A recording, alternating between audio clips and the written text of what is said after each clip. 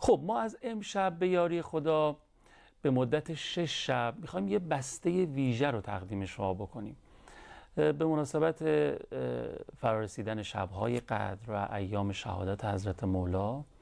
در واقع میخوایم یه عبادت دست جمعی به جا بیاریم. چجوری؟ به ذکر مولا، چون فرمودن ذکر و علیون عبادت دیگه، ذکر امیرالمومنین عبادت. میخوایم ذکر امیرالمومنین رو بکنیم. چجوری این اتفاق میفته؟ اگه خاطر شریفتون باشه حدود 1-2 ماه قبل بود یک کلیپی توی فضای مجازی خیلی به قول کسایی که توی فضای مجازی فعالیت میکنن وایرال شد، اصطلاحاً پخش شد، منتشر شد. عزیزی توی اون کلیپ از حضرت مولا میگفتن، مدح مولا رو کردن در واقع از فضائلشون و خیلی حرفاشون به دل نشست، خیلی مورد اقبال واقع شد، خیلی دلبری کردن با این حرفا، اشکمون رو یه جورایی در آوردن. خلاصه بعد از اون ما گفتیم دیگه هر جوری شده باید ایشون رو پیدا بکنیم، بهشون زحمت بدیم تشریف بیارن برنامه‌مون. این شبها چه کسی بهتر از ایشان که ذکر مولا رو بگن. پیداشون کردیم، هر جوری بود دعوت کردیم ازشون تشریف بیارن. ایشون هم آقایی کردن، قبول دعوت و قبول زحمت کردن. همین الان قدم به چشم من گذاشتن و من سعادت دارم باشون سلام علیک بکنم و خیر مقدم بهشون بگم. آقای رمضانی عزیز. آقا سلام. سلام علیکم. احوال شما چطوره؟ سلامت باشید ان شاء الله. مخلص شما ایم، زنده باشین. خیلی خیلی خوش آمدین. ممنونم. سلامت باشید. تسلیت میگم، قبول بشه. من هم به شما تسلیت میگم و به همه کسانی که این برنامه دارن زحمت میکشن پیشکش امیرالمومنین علی علیه السلام میکنن. آره. چه خبر؟ الحمدلله کما هو اهله. توی روایتی داریم که اگر بعد از الحمدلله کما هو اهله بگید، ملائکه چون نمیدونن که کما هو اهله خداوند متعال سزاوار چیه نمیتونن بنویسن. میرن پیش خداوند متعال میگن که ما نمیدونیم ثواب این ذکر رو چی بنویسیم. میفرماید که همین رو بنویسید، همین رو من خودم باشون حساب میکنم. لذا من خدمت شما عرض میکنم الحمدلله کما هو اهله. خیلی هم عالی. خواهش میکنم. شاگرد مکتب امیرالمومنین اینجوری میشه دیگه، میگه چه خبر حدیث باز از به گلچینی میرن در گلستان احادیث رو. خیلی خوب. چی بود ماجرای این کلیپ؟ حالا قبل از اینکه بریم سراغ متن برنامه، چقدر فضای خاصی بود. حالا کلام شما که خیلی نورانی و گوشنواز و دلنواز بود و متن کلامتون که خیلی با دلام بازی کرد و ماجرای مدح امیرالمومنین که فرمودین، ولی کجا بود داستان؟ چی بود؟ چه فضایی بود؟ این یک جلسه توی کرج به همت فکر میکنم 2 از طلبه های کرج ماهیانه توی خونه یکی از طلبه ها تشکیل میشه و حدود 20-30 نفرم شرکت کننده داره و من از اولی که این جلسه تشکیل شده فقط همون یک جلسه رو توفیق داشتم خدمتشون باشم. الله اکبر. عجیبه. اصلا شما فکر میکردید بعدش همچه اتفاقی بیفته، اینجوری پخش بشه و اینجوری مورد اقبال و بعد حالا اینجا و جواب دنیاییش اینه که نه. مولا نمیدونم واقعا، به نظرم به خاطر مستمعینش بوده. اختیار دارین، تواضع شماست. نه واقعا البته که مستمعینم باحال بودن، خیلی خوب همراه بودن. بله آقا، من همین داستان همین کلیپ رو شاید تو منبرهای چند هزار نفره گفته بودیم قبلا، از نوک دماغم جلوتر نرفته بود. الهی. اما توی جلسه‌ای که حتی من متوجه نمی‌شدم که داره ضبط میشه. به هر حال اراده خداوند متعال خواست نشون میده که نه به رسانه است نه به شلوغی، به هیچ کدوم اینا نیست. آره، بعضی وقت ماها دنبال مثلا میگم حالا جسارتی به عزیزی نشه، مثلا دنبال پاکت بزرگتر و مجلس با شکوهتر و کیامیان وزیری میاد وکیلی میاد و عرض و طول این جلسات و اینا هستیم ولی اونا نگاهشون به چیز دیگه ایه و این واقعا اینجا گفتش که راه حل ریاه. یعنی چی؟ یعنی برای اینکه شما درمان ریا رو بکنید اینه که ریا کنید. اما وقتی یه شاه هست و یه گدا، آدم برای کی ریا میکنه؟ شاه یا گدا؟ شما دم رئیس اداره رو میخوای به دست بیاری یا دربون اداره رو؟ به نظرم اگر بخوایم مثلا به مستمعین نگاه کنیم، خب اول مستمع جلسات امام زمان علیه السلام هست. ای جان، اگرم قرار ریا کنیم برای ایشون ریا کنیم. یه استادی من داشتم به من اینو میگفت که امام زمان علیه السلام پایین منبرت همیشه نشسته. خب بعد از منبرت یا راضیه یا راضی نیست. خارج از این دوتا حالت نیست که. اگر امام زمان علیه السلام راضیه، عالمی راضی نباشن. اگر امام زمان علیه السلام راضی نباشه، حالا عالمی راضی باشن. وقتی هیچ کارها راضیان، راست میگی. بعد ایشون میگفتش که من نمیدونم منبرات رو امام زمان میپسنده یا نمیپسنده، ولی میدونم در هر دو حالت دیگران بپسندن مهم نیست. الحمدلله. آره. راه حل ریاه. راست میگی. به نظرم خوب خریدن از شما همین چند دقیقه رو. پناه به خدا. من از همه کسانی که این کلیپ رو دیدن خواهش میکنم که دعا کنن امیرالمومنین تایید کنن، امضا کنن. یه 2 هفته دیگه 3 هفته دیگه همه این شلوغیات تمام میشه. اون وقت من میمونم و امیرالمومنین. اگر در اون لحظه با ایشون معامله کرده باشم، من هستم و ایشون. اگر با ایشون معامله نکرده باشم، هیچ کدوم از این شلوغی‌ها با من تو قبر نمیاد. لذا از هر کسی که اون کلیپ رو دیده و به عشق مولا اشک ریخته، خواهش میکنم که دعا کنن که مولا ما رو بخره. ایشون امضا بکنه که اگه به چشم ایشون بیاییم دیگه فقیهش فرق نمیکنه. همه چی همینه، خلاصه همه چی همینه. یعنی به چشم حضرت مولا کسی بیاد، نظرم شما اومدین خوش به سعادت. خب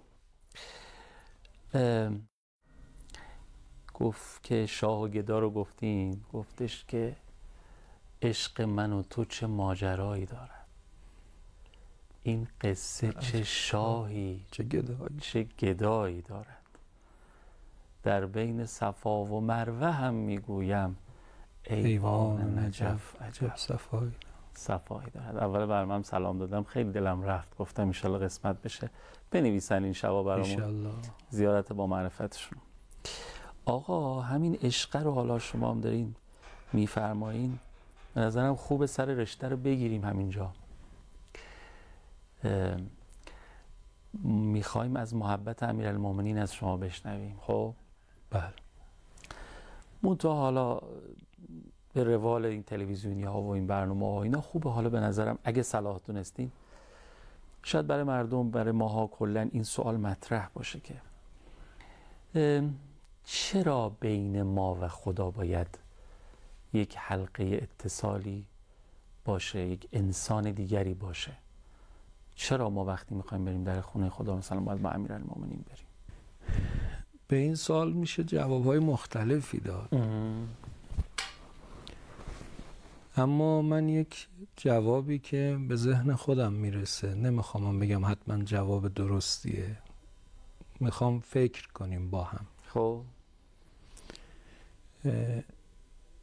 که چرا بین من و خدا باید یک انسان واسطه باشد و من بدون اون انسان در خونه اون خدا برم، خدا منو نپذیره.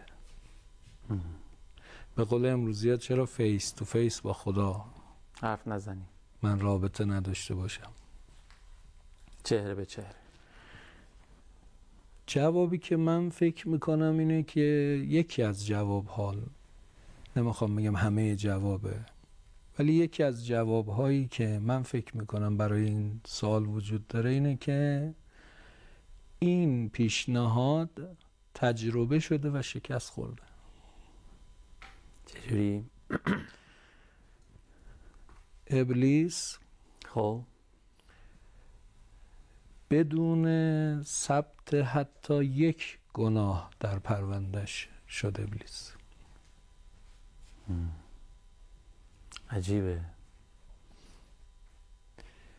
6000 سال عبادت.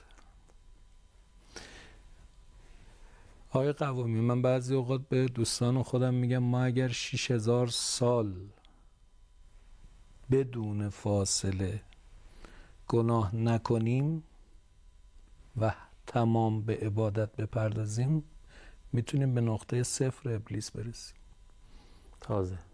تازه بشیم اول ابلیس شدن. من اصرار دارم این جمله رو تکرار کنم که آقا ما مسلمان ها باید توصیفاتمون رو از دین بگیریم. ما مسلمان ها باید توصیفاتمون رو از دین بگیریم. زاویه نگاه، توصیف، نگاه به پدیده ها. یکی از پدیده ها خود ابلیسه. توصیف خداوند متعال در رابطه با ابلیس در قرآن کریم خیلی شنیدنیه. ما وقتی میخوایم تصور بکنیم ابلیس رو یک موجود تاریک تصور میکنیم، یک موجود گمراه اونچنانی که در جای خودش درسته ها، ولی من فکر میکنم اگر بخوایم ابلیس رو درست تصور بکنیم لااقل قبل از ابلیس شدنش باید نفر اول بعد از امام زمان رو تصور کنیم. خیلی حرف بزرگی. بله. آیت الله حقشناس رحمت الله علیه میفرمودن که بعد از امام زمان اعلم هستی ابلیس. خداوند متعال به ملائکه فرمود که اسجدوا لآدم. آدم سجده کنه. قال ربک للملائکة اسجدوا لآدم. به ملائکه گفت. شیطان ملک بود؟ قرآن میگه کان من الجن ففسق عن امر ربه. بعضی ها دیدی به ابلیس درس میدن. من بعضی موقع میگم میشد اینجوری بحث کنه با خدا که خدای تو به کی گفتی سجده کنه؟ به ملائکه. من که ملک. خب من که جنم، خب به هر کی گفتی برو سجده کنه برن سجده کنم. تو که نگفتی ملائکه والاجنه، اصلا من توش نبودم. ولی عجیب اینه که نه ابلیس این رو میگه، نه نعوذ بالله خدا یادش رفته چی خلق کرده، و نه ملائکه میگن این کیه بین ما. راست میگه. آیا ابلیس با گناه به این مقام رسیده که با ملائکه یعنی جبرئیل علیه السلام، یعنی میکائیل علیه السلام، یعنی عزرائیل علیه السلام در یک خطاب قرار میگیره؟ خیر. هر بلایی سر ابلیس اومد از توفیقاتش بود. یعنی اینا باعث شده بود که فکر کرده بود کسیه. امان از توفیق، امان از توفیق.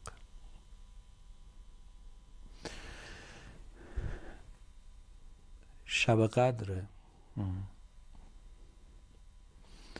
اون جنایتکاری که حرم شاه چراغ رو اونطور به خاک و خون کشید. من و او جفتمون امشب شب قدر در محضر خداییم. درست. به نظرتون من بیشتر به رحمت خدا احتیاج دارم یا اون؟ او دیگه. این به چه پشتوانه‌ای شد که او به رحمت خدا بیشتر احتیاج داره؟ عبادات ما. عبادات ما این حس رو برای ما ایجاد کرده. راست میگی. عبادات به ما تکلیف شده بود که ما را از رحمت خدا بی نیازتر کنه؟ نه. پس این چه حسیه برای ما به وجود اومده؟ راست میگی، اینجوری فکر نکرده بودم به قضیه. امان از توفیق. آره. نه خب ما مثلا میگیم ما که نرفتیم اون قتل و غارت و جنایت رو بکنیم که او پس الان خیلی دیگه اوضاعش خرابه، پس اون قاعدتا بیشتر نیاز داره. من اوضاعم خرابتره. یعنی باید اینجوری. بله. نه که فکر کنیم، اعتقادمونیم. بله. یعنی خدا میگه چرا احساس میکنی او بیشتر به رحمت من احتیاج داره؟ میگه خدای من نماز خوندم. میگه من گفته بودم نماز بخونی که شب قدر به رحمت من کمتر احتیاج داشته باشی؟ توفیقات برای ما گاهی اوقات رحمت خدا رو از ضرورت تبدیل میکنه به پیشنهاد. خدایا ما که خوبیم، ما که بالاخره کاری نکردیم، ولی حالا رحمت تو هم باشه بد نیست. بنابر خدا نه. امان از توفیق. امان از توفیق. لذا باید بعد از هر نماز بگی که خدایا از من محتاج تر به رحمت تو کسی نیست. نکنه با این نماز از تو جدا شم. الهی آمین. ابلیس 6000 سال عبادت کرد، اون هم در عالم شهود و ملائکه. امیرالمومنین علی علیه السلام فرمود که 6000 سال معلوم نیست به زمان این دنیا باشه یا اون دنیا، که اگه به زمان اون دنیا باشه هر روزش 50000 سال. امام صادق علیه السلام فرمود 2 رکعت نماز ابلیس 4000 سال طول کشید. این حرفای شما الان باعث نشه من فکر کنم آولش کنن اصلا نریم سراغ عبادت و توفیق؟ بله، آدم ها میتونن از ترس مرگ خودکشی کنن. جواب قشنگی، جواب دندان شکنی. استغفرالله آقا کوچیک شما. آدم تو سرعت 150 تا 120 تا تصادف کنه تقریبا مرگش قطعیه، اما تو سرعت 20 تا تصادف کنه تقریبا مرگی در پیش نداره. درست. هیچ کسی به خاطر ترس از مرگ احتمالی مسافرتش رو قطع نمیکنه. همینطوره. گناه سقوط قطعیه، اما عبادت و راه خیر سقوط احتمالیه، ولی وقتی سقوط بشه خیلی بدتره.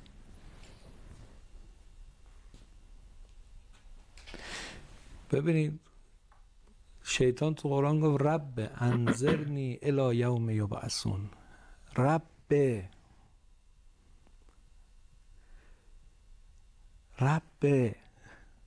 پروردگار من، خدای من. خدایی خدا را قبول کرده، بعد متوجه هست که باید دعا کنه، متوجه هست که خدا باید بخواد، نخواد نمیشه. رب ای کسی که منو پرورش دادی، من از تو خواهش میکنم که اگه تو خواهش منو نپذیری نمیشه. رب انظرنی الی یوم یبعثون. یوم یبعثون تا معاد. شیطان تو معاد هم قبول داری؟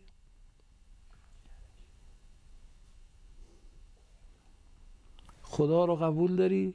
دعا رو قبول داری؟ معاد رو قبول داری؟ قال انک من المنذرین. باشه من به تو مهلت میدم. بعد از اینکه مهلت رو گرفت گفت لاغوینهم اجمعین. بعد خود شیطان گفت الا عبادک منهم المخلصین. خود شیطان یه عده رو استثناء کرد، گفت اینا نه. دلش سوخته، نمیتونسته، به عصمت اونها باور داره.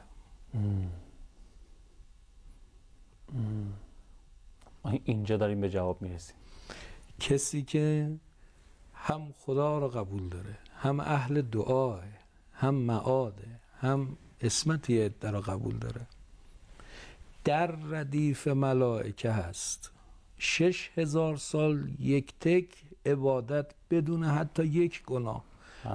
بعضی اوقات من میگم کاش شیطان یه دونه گناه کرده بود، همه این سقوطش مینداختیم گردنمون گناهه. اون هم تو چه مرتبه ای؟ آیه 12 سوره اعراف یه گفتگوی جالبی داره، اینم توجه بکنم. بذارید آیه 12 سوره اعراف با هم دیگه خواهش میکنم تلاوت کنیم و زمزمه بکنیم. مبارک هم هست. یا آیه قرآن هم بخونیم. برگردیم بعد بگیم که خواهش میکنم. من هستم. آیه 12 سوره اعراف.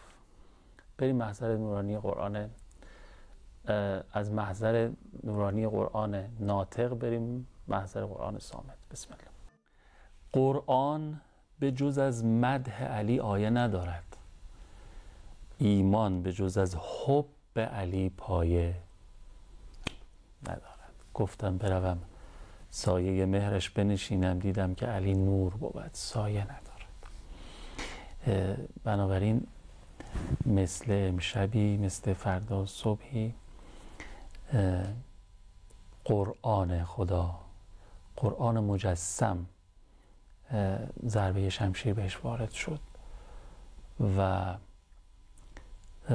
ما در سوگ امیرالمومنین نشستیم، حالا هم هستیم تا انشاءالله حضرت منتقم ظهور کنن. خب ما محضر استاد عزیزم آقای رمضانی هستیم، خیلی داریم کیف میکنیم، لذت میبریم. رسیدیم با آیه 12 سوره اعراف که گفتم با هم دیگه بشنویم و برگردیم تبیین کنم. خواهش میکنم. در خدمت قرآن شما هست. مخلص شما. در سوره اعراف آیه 12 گفتگویی بین خدا و ابلیس نقل شده. قال خدا که ما منعک الا تسجد اذ امرتک، چه چیزی مانع شد که من به تو گفتم سجده کنی، امر کردم سجده کنی، سجده نکردی؟ قال شیطان که انا خیر منه خلقتنی من نار خلقته من طین. دقت کنید به این آیه. قال خدا ما منعک الا تسجد اذ امرتک، قال شیطان انا خیر منه. آقا خدا و شیطان دارن با هم حرف میزنن. یعنی اونی که گفتم عبادت 6000 سال، اونی که گفتم معاد رو قبول داره، نمیدونم توحید رو قبول داره، اینا تو مرتبه‌ایه که داره با خدا حرف میزنه. این کم توفیقه، با گناه به اینجا رسیده. مثلا ما موسی میگیم کلیم الله. آفرین. یه چشمه شیطان. من حیا کردم که اسم ایشون رو الان بیارم. ببخشید من بیادم. نه آقا نه. برای قریب به ذهن. نه روزی بود.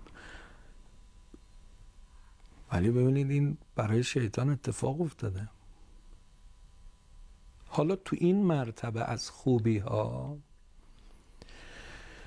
و اذ قالت الملائکه ربک للملائکه و اذ قال ربک للملائکه اسجدوا لآدم فسجدوا الا ابلیس ابا واستکبر. آیه رو دقت کنید. کان من الکافرین، این از اول کافر بود. چجوری میشه با این همه عبادت و توفیق و فلان اینا کافرم بوده؟ یه تکبر پنهانی داشت که رابطه با خدا نمیتونست اون از بین ببره.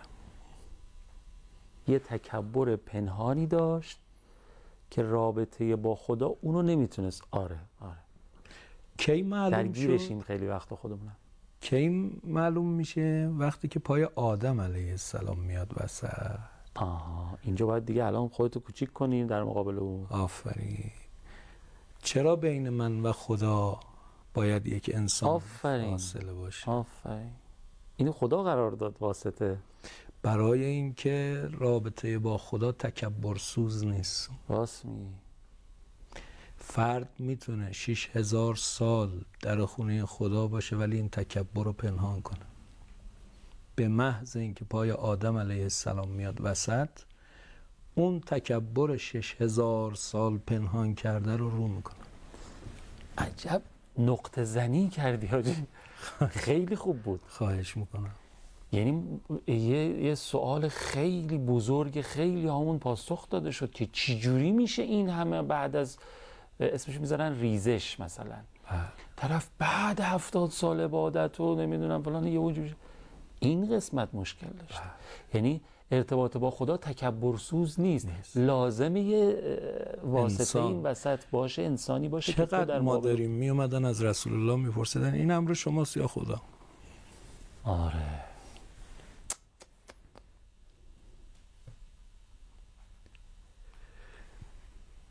اینه که ما کوچیکی میکنیم در خونه اهل بیت، میگیم بیاید شما برید از خدا بخواید. آره. او بدون شما ما رو نمیپذیره. ما امشب شب قدر قرآن به سر میگیریم، فکر میکنم حدود 150 تا قسم میدیم خدا رو. بلیه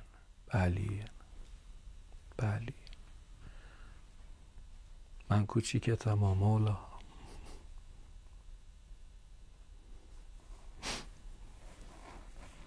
تو نباشی نمیشه. من قبل از اینکه برم در خونه ایشون باید اول برتری ایشون به خودم رو پذیرفته باشم.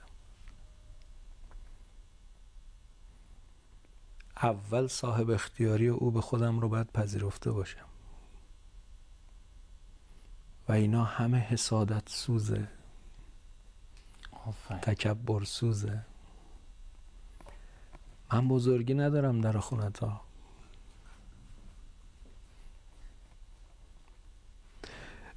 امشب میدونید کی بیشتر از همه دست پر میره خونش؟ کی؟ اونی که احساس کنه که بیشتر از همه احتیاج داره. راست. اونی که دستش ظرفش خالی تر از همه است. میدونید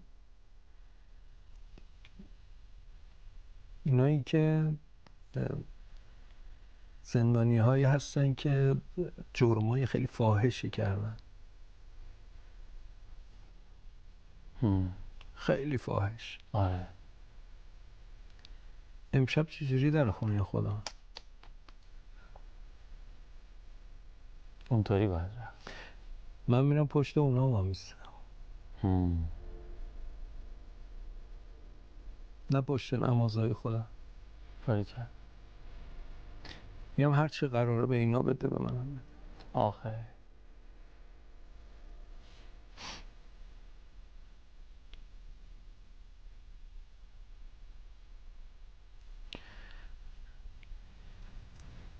خیلی عجیبه این حس شکستگی.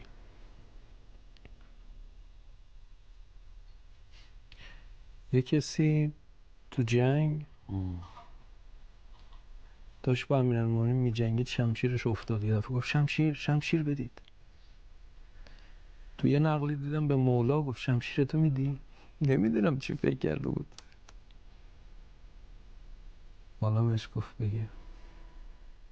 گفت وسط جنگ؟ گفت دست خالی اومدی، با مسئلت اومدی.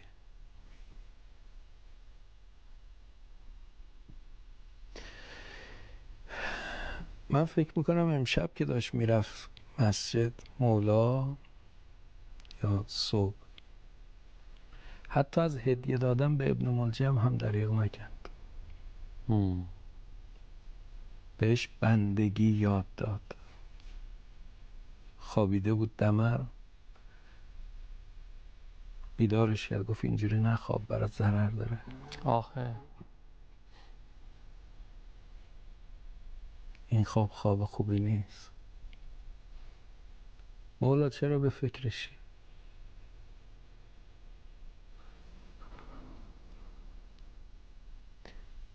میشه امشب به فکر ما نباشه.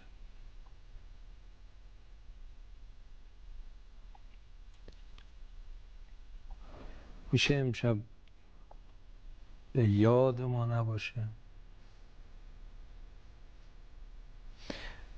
میرزا اسماعیل دولابی خدا بیامرز میفرمود که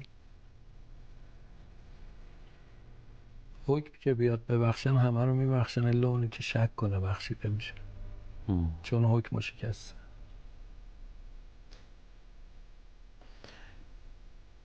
ای کسانی که دارید این برنامه رو میبینید، دلتون رو قرص کنید که صبح آمرزیده شده، زندگی جدیدی رو شروع کنید. خدا خیرتون بده. سلامت باشید. اول برنامه هم گفتم به طرز عجیب و غریبی شبای قدر عجین شده و قرین شده با ذکر مولا. بله. انگار خدا ذکر مولا خیلی عبادتی که گذاشتتش تعبیه کرده تو شبای قدر. شبای عبادت انگار تعیین کننده ترین امر در مقدرات ما ایشونه. و حرفای شما من یاد این شعر شهریار انداخت، همون شعر معروف علی همای رحمت که به تایید خود حضرت امیرم رسید در رؤیای صادقه از آیت الله مرشی نجفی رضوان الله علیه. کارم با این بیتشه، میگه که دل اگر خدا شناسی همه در رخ علی بی، به علی شناختم من به خدا قسم خدا را. یعنی باز خدا شبای قدر رو اینجوری تنظیم کرده که یه تأکید و تأییدی باشه بر این قضیه که آقا راه رسیدن به الله از مسیر ولی الله میگذره، از مسیر امیرالمومنین. اگه میخوای به خدا برسی راه دیگه ای نداره، همین حلقه وصله که شما از اون موقع تو شبای قدر عیانه داره داد میزنه. بله. چقدر خوب.